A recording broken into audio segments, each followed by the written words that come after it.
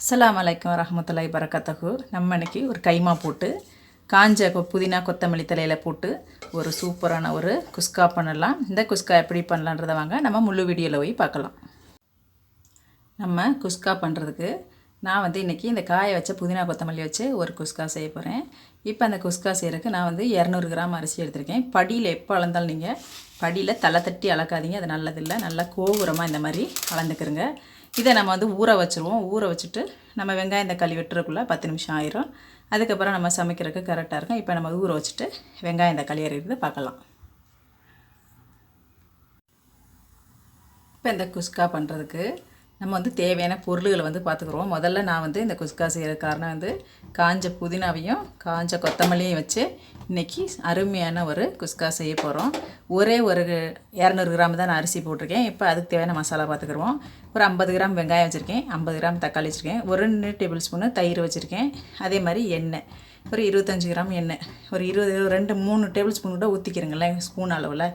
அதை போட்டுக்கலாம். நம்ம பட்டை கிராம்பு, ஒரு துண்டு பட்டை, 2 கிராம்பு, ஒரு ஏலக்காய். இப்போ நம்ம ஒரு குக்கரை வச்சு நம்ம அப்படியே தாளித்து விட்ருவோம். எண்ணெயை ஊற்றிக்கிறோம். முதல்ல இந்த புதினா கொத்தமல்லிக்காகவே இந்த குஸ்கா ரொம்ப அருமையாக இருக்கும். பிரியாணி செய்யலாம், குழம்பு செய்யலாம், எல்லாத்துலேயுமே இந்த காஞ்சி போன இலையை போட்டால் ரொம்ப சூப்பராக இருக்கும். இப்போ நம்மளுக்கு இந்த பட்டை கிராம்பையும் நம்ம அதில் போட்டுருவோம். போட்டு நம்ம வெங்காயத்தை அதை கூட சேர்த்துருவோம். வெங்காயம் நல்லா கோல்டு கலர் ஆகட்டும்.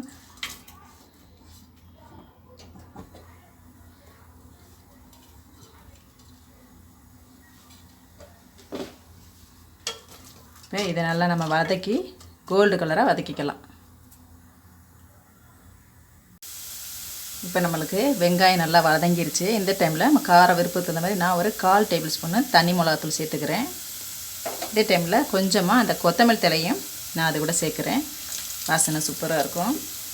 நம்ம நார்மலாக எப்படி நம்ம சமைப்போமோ அதே போலவே தான். கொத்தமல்லி தலையை நம்ம அதிலே போட்டோம்னா நார்மல் நம்ம எப்படி சமைப்போமோ அதே போலவே தான் இருக்கும். இப்போ இஞ்சி பூண்டு பேஸ்ட்டு வச்சுருக்கேன். நான் 25 கிராம் அளவுக்கு இருக்கும். இஞ்சி பூண்டு ரெண்டுமே சேர்த்துக்கிறேன்.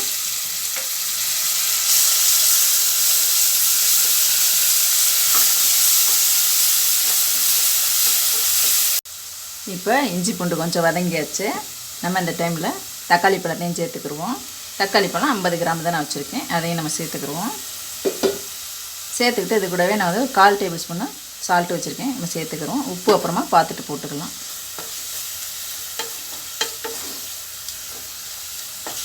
இது கொஞ்சம் நேரம் நல்லா வதங்கட்டும் நம்மளுக்கு தக்காளி.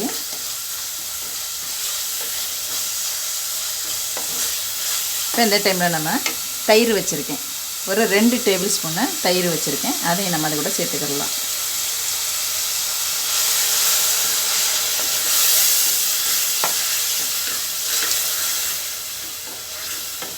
இப்போ இந்த டைமில் நம்ம இந்த காய வச்ச புதினா இலைகளையும் நம்ம சேர்த்துருவோம். எந்த வித்தியாசமுமே இருக்காது. நம்ம எப்படி பச்சையாக போட்டு செய்கிறோமோ அந்த மாதிரி நம்மளை அவசரத்துக்கு இந்த மாதிரி உதவும். நம்மளுக்கு நல்லாயிருக்கு வாசனை.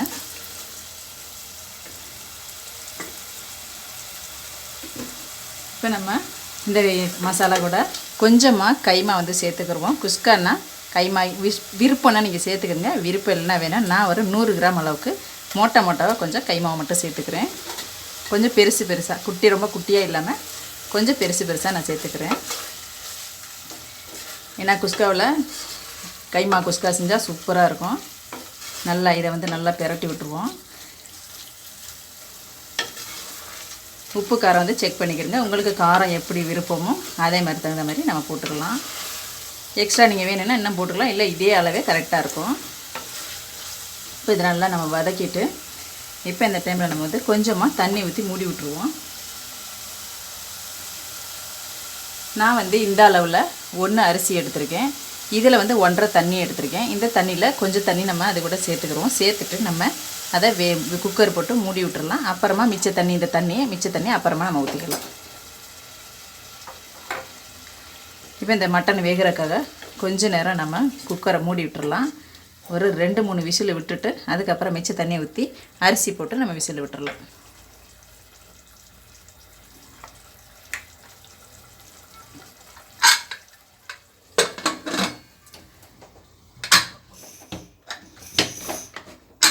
இது வந்து நம்மளுக்கு ஐஸ் ஸ்பீடு வச்சு ஒரு விசில் வந்தோன்னா ஸ்லோவில் வச்சு ஒரு 2-3 விசில் வரட்டும். வந்துச்சுன்னா அந்த கைமா வந்து ரொம்ப நைஸாக நான் போடலை, மோட்டாக கைமா போட்டிருக்கேன்.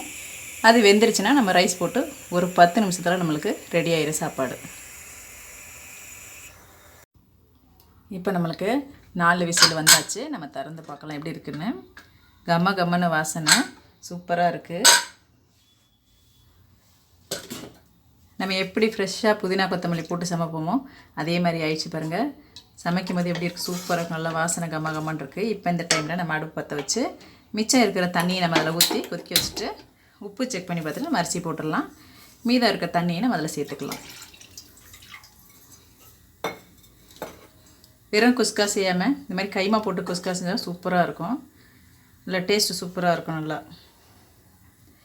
இப்போ இதை நம்மளுக்கு கொதிக்கட்டும், அரிசி போடுறத பார்க்கலாம்.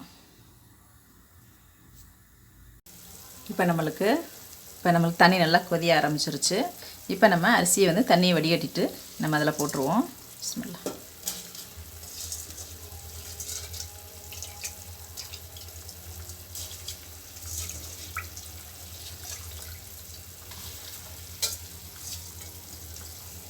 இப்போ நம்ம அரிசியெல்லாம் சேர்த்தாச்சு.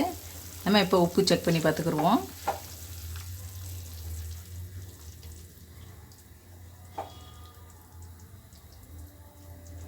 உப்பு கொஞ்சம் கம்மியாக இருக்குது. இப்போ நான் வந்து இன்னும் ஒரு 1/4 டேபிள் ஸ்பூனு உப்பு சேர்த்துக்கிறேன். ஏற்கனவே நம்ம 1/4 டேபிள் ஸ்பூன் போட்டிருக்கோம். மறுபடியும் இன்னும் ஒரு 1/4 டேபிள் ஸ்பூன் போட்டிருக்கேன். நம்ம போதும் நம்மளுக்கு.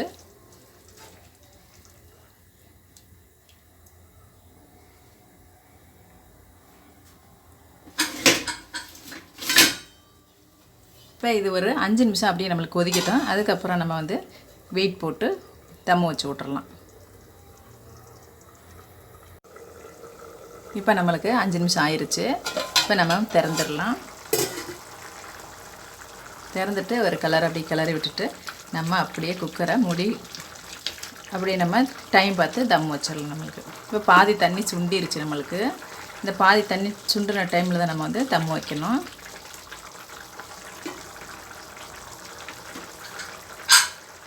இப்போ நம்ம வெயிட் போட்டு மூடி வச்சிடலாம். நம்ம அடுப்பு நல்லா ஸ்லோவில் வச்சுக்கலாம். ரொம்ப ஸ்லோ வேணால் மீடியமாக வச்சுக்கலாம். ஒரு 10-12 நிமிஷம் பார்க்கலாம். நம்ம 10 நிமிஷம் பொறுத்து ஆஃப் பண்ணிவிட்டு ஒரு 2 நிமிஷம் பொறுத்து நம்ம திறந்து பார்க்கலாம். இப்போ நம்மளுக்கு 10 நிமிஷம் ஆயிடுச்சு. நம்ம அடுப்பு ஆஃப் பண்ணிடலாம். ஒரு 2 நிமிஷம் சென்று நம்ம திறந்து பார்க்கலாம். ஏன்னா உள்ளே வந்து சலசலப்பு தண்ணி இருக்கும். 2 நிமிஷங்கிறது 5 நிமிஷம் பொறுத்து கூட நம்ம திறந்து பார்க்கலாம். இப்போ நம்மளுக்கு 5 நிமிஷம் ஆயிடுச்சு. நம்ம திறந்து பார்க்கலாம். இன்னும் கூட ஆவி இருக்குது உள்ள.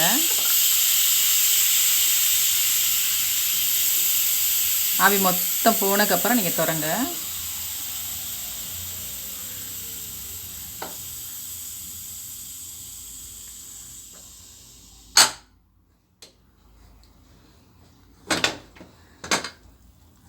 கம்மன்னு வாசனையாக இருக்குது, சூப்பராக இருக்குது.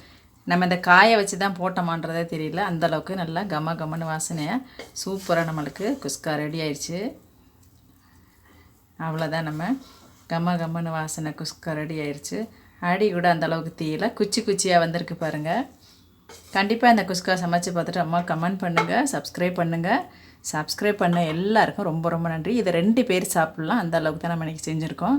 சூப்பராக கம்மன்னு வாசனை நம்மளுக்கு வந்திருக்கு. கண்டிப்பாக செஞ்சு பார்த்துட்டு அம்மா கமெண்ட் பண்ணுங்கள்.